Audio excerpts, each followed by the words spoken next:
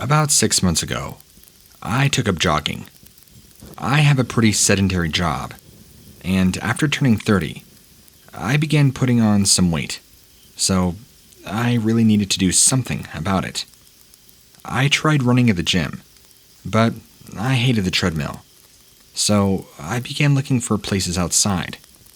There weren't many established trails where I lived, in Northwest Ohio, but a coworker recommends a rural area just outside of town. It was a small forested area with some old logging roads. They were fairly isolated. It was further away than I had planned on going, but I decided to go check it out one day. The roads being rough on my car, but my coworker had been right. It was perfect for what I had wanted. Completely isolate, so I never saw anybody else. It had thick trees on both sides of the road, and was a very peaceful run. I firmly established a routine after that. Shorter runs a few days a week around my neighborhood, and 2 longer runs on the weekend. When I ran in my neighborhood, I would usually wear headphones, listening to Spotify. But out in the woods, I kept them off. The forest was more than relaxing. Birds and the sounds of nature. One Saturday, I went out for my normal run, and almost immediately something felt off.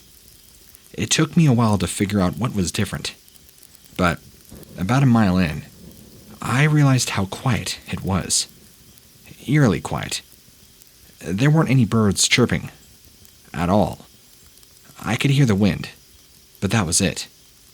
I stopped running, and I looked around, trying to figure out what the cause might be. There was nothing going on. No cars or equipment making any sounds.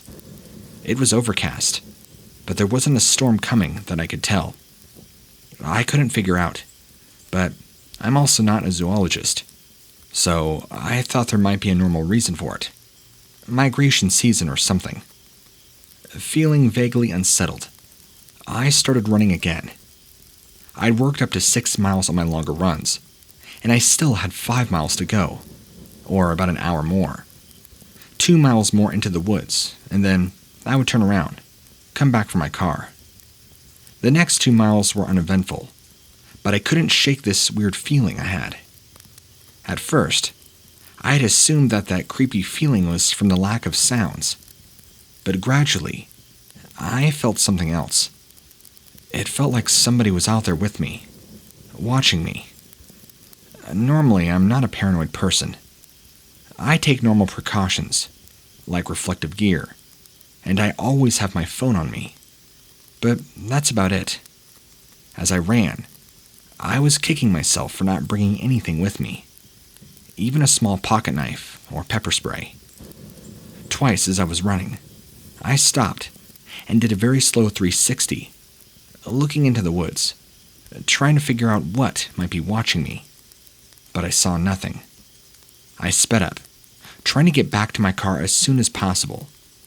I was only 2 miles away now, and I could make it in under 20 minutes. I was ready to be out of the woods, which made me angry, since this was normally my favorite part of the week. As I closed in on that very last mile, I finally saw movement. Something out in the woods, moving my way. I stopped again, took a few steps toward the trees. I was on edge, trying to be ready in case it was a bear, or something else potentially deadly. I got glimpses of it, moving between the trees, but I still could not see any details. When I got a more clear look, I relaxed. It was tall, and walking upright. A person. I debated whether I should start running again, or wait and greet this individual. It was certainly odd that he was out here in the woods, off the road, and by himself. He might have been hiking or birdwatching. As he got closer, I noticed a few things out of place. He appeared to be wearing a furry hat or coat, and had a crazy, untamed hair and beard. All I could see was a mass of hair, and he was kind of limping. And then I broke out in goosebumps. I thought he was just wearing neutral colors. That's why I could not see any bright clothing. But as he came closer, within 100 yards, I could see more vivid detail, and realized he was actually not wearing any clothes at all, but in fact, naked and hairy. Now, I was fully freaked out. There was a naked, crazy man out here in the woods. Maybe a homeless guy or some kind of hermit mountain man type. I didn't know. But I definitely did not want to hang around and talk to him. I took off at a run, trying to get back to my car before he could catch up with me. I glanced back a few times as I ran, but did not see him. Then I heard the sound. It was a horrible screeching sound, a cross between a scream and a howl. I looked back towards the sound, and I saw the man again, and now he was closer. He must have been running as fast as I was, which was almost impossible. As I watched, he lifted his head, and I saw his face for the first time. What I was looking at wasn't a beard or long straggly hair. It was definitely fur, and he did not have a human face. It was a very dog or wolf face. His body was like a person, but it was a dog head. In fact, it kind of reminded me of a cross between Anubis and a German Shepherd, and he had these dull yellow eyes. Then he opened his mouth and made this awful screeching sound. It broke my trance, and I sprinted. I wasn't far now, and I made it to my car just in time and dove. I peeled out, breathing as hard as I could, and as I drove away, I tried to figure out what I had just seen. It was some kind of animal I'd never seen before. So you tell me, was this folklore, or did I hallucinate this thing that I saw?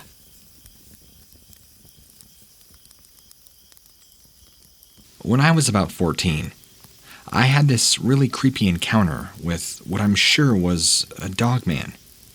It was our family hunting cabin in upstate New York. My brother and I were hanging out on the back porch one summer night, playing cards, when we heard some really weird sounds. They were kind of like cries, like the ones a baby or a young child would make. We should have gone to get our parents, but we were just dumb teenagers and wanted to check it out ourselves first. The cabin could be boring at that age, and we were desperate for excitement. I grabbed a flashlight and walked out into the woods. We didn't have to go far, just a few yards into the trees, and then stopped, listening closely. We both heard it again, followed the sounds a few more yards, and then saw the thing that was making sounds. It wasn't a child. It was brown, covered in matted fur, hunched over by a tree. We couldn't tell what it was, and we didn't dare get any closer. When it saw the light from our flashlight, this thing suddenly turned and began growling at us. That's when we saw exactly what it looked like. At first, we thought it was a dog, but then we saw the body. It had a human-like body, but a wolf-like face, the snout and everything. We screamed and ran back to the cabin to get our parents. They thought it was a prank, but our dad did a really quick sweep of the woods with his rifle. Of course, he didn't see anything, and we became the running joke in our family for years, even to our aunts and uncles and cousins. My parents would even go on and make howling noises, or joke that a werewolf might get us if we went outside at night. My brother and I knew what we saw, and that it was indeed real. We never bothered mentioning it to anybody else again. We just let them make their jokes. Of course, we kept our eyes for it the rest of the week, and the following year. But we never saw it again. 10 years go by, and we're now back at the cabin. This time, in our mid-20s. We still spent at least 1 week of the summer with our family, as tradition, and we had been back to the cabin many times over the years, and had spent plenty of time in the woods where we saw the creature. But we had never seen it again. Of course, we both still thought about it all the time when we were there. As an adult, I was no longer sure what had happened that night. If my brother hadn't seen it too, I would have told myself that I had just imagined it, or at least exaggerated what I saw. But he remembered it the same way. Anyway, one night, during that week, my brother and I were out walking. It was right around dusk. We had a few drinks with dinner, and were probably a little more than buzzed. We had just wanted to get out of the cabin for a while. I remember it was a really nice warm night. Lots of moonlight. We walked the little path in the woods. It led to the creek that ran across the property. We were joking around as we walked, but suddenly stopped. We heard the noise clearly, and recognized it immediately. It was the high-pitched crying from when we were teenagers. We stopped, stared at each other, all wide-eyed. 10 years later, we both still know that sound. I couldn't believe that we were hearing it again, after so long. We whispered to each other, deciding what to do. I wanted to get out of there, just leave and forget about it. We'd been teased already mercilessly since this, but I didn't want it to start all over. But my brother wanted to find it. He was convinced that he could get a picture on his phone, even in the dark, just to try and confirm this is what we saw.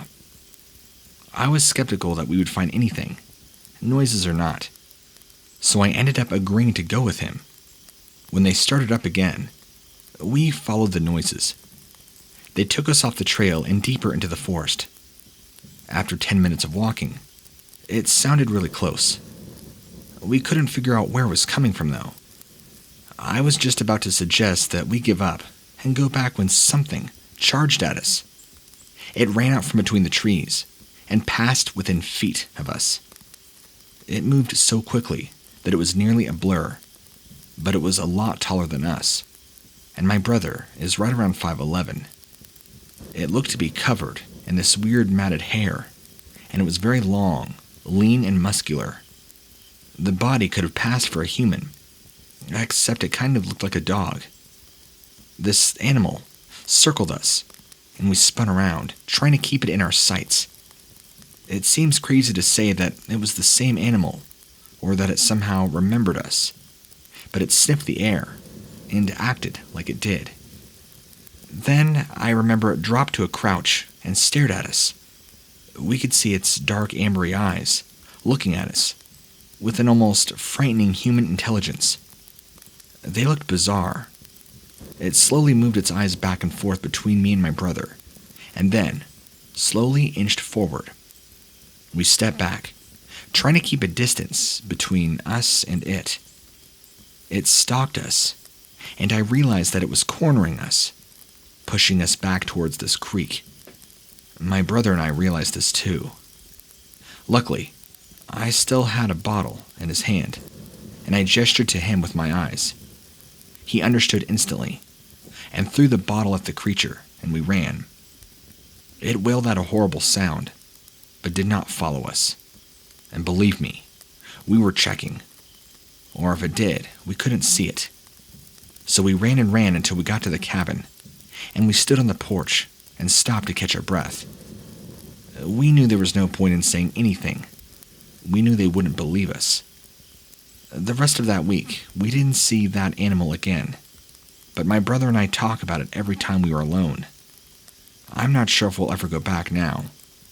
If I do, I guess we'll have to see if it shows up again. If we both manage to get talked back into going, then hopefully it won't show itself again.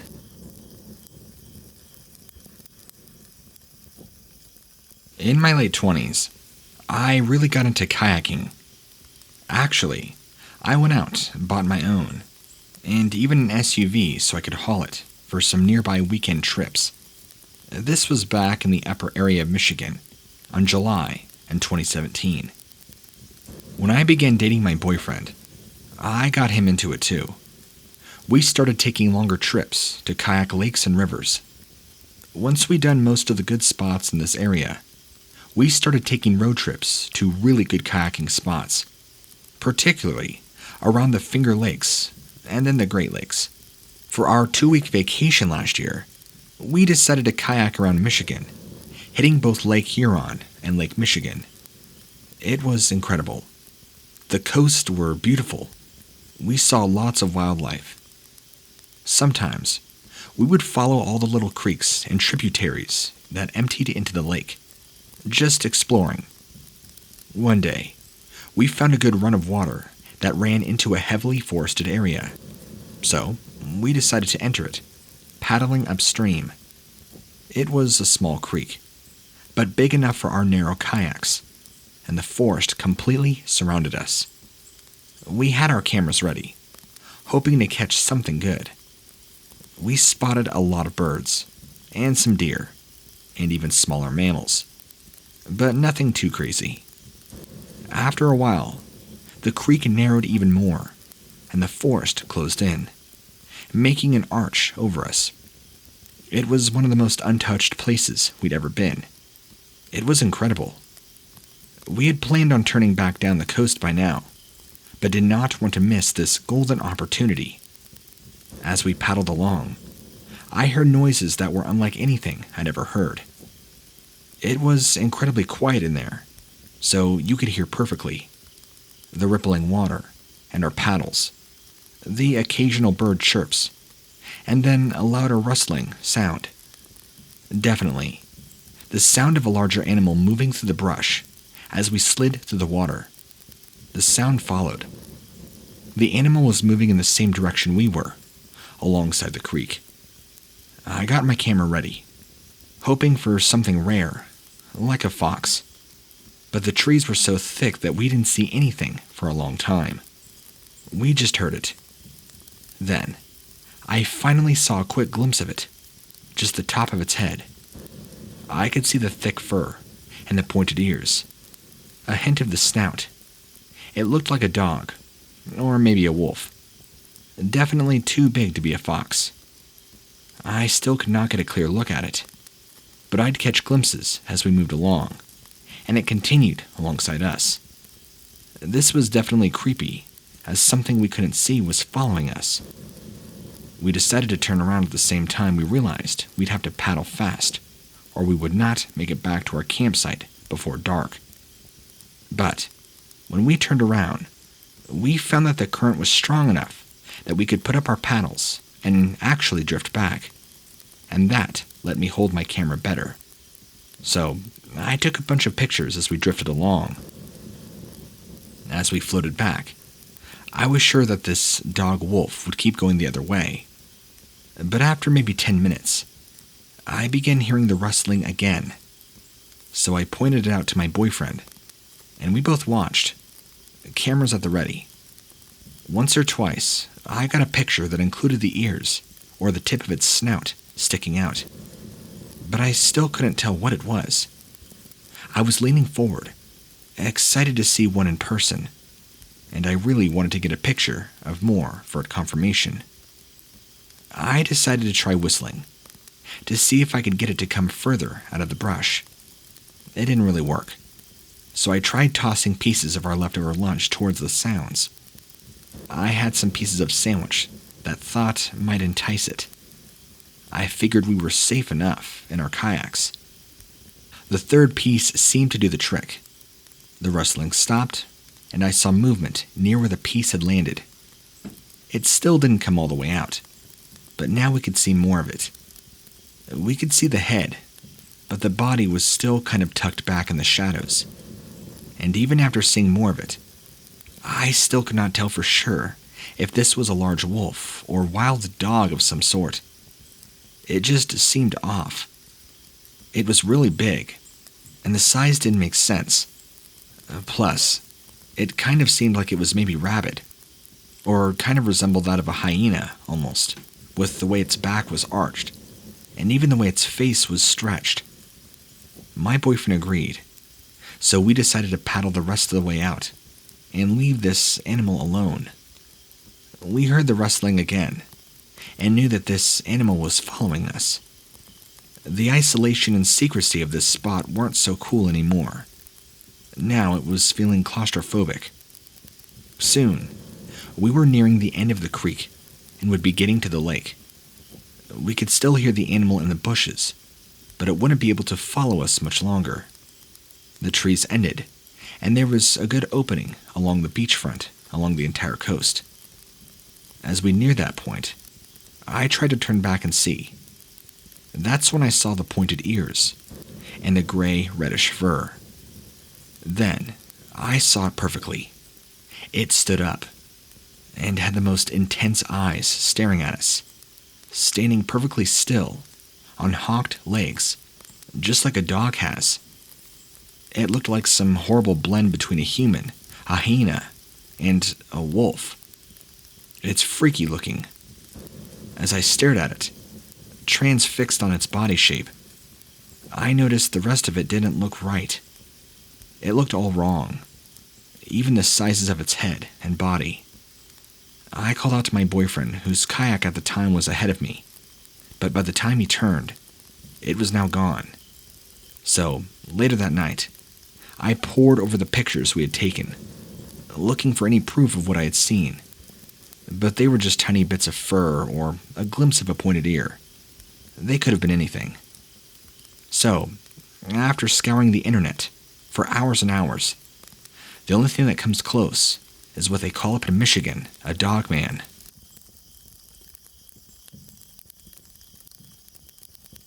I've always loved running. I tried some other sports when I was younger, but by the time I got to middle school, I was only really interested in running. I did pretty well on my middle school team, and by 8th grade, I was the fastest on our team. I was determined to not only make the high school team, but to be one of the best, even as a freshman. So, the summer before freshman year, I trained hard, sometimes running with my mother, but I also logged a lot of solo hours on that summer time. One day, in early August, as I went out for a run, the sun had just come up, and I wanted to get my run in before the heat of the day really set in. In northwestern Pennsylvania, where I grew up, summers weren't usually too hot, but this particular week was a scorcher. I was going for a longer run that morning, so I wanted to make sure I can get it done in time to meet friends who were going kayaking on the river.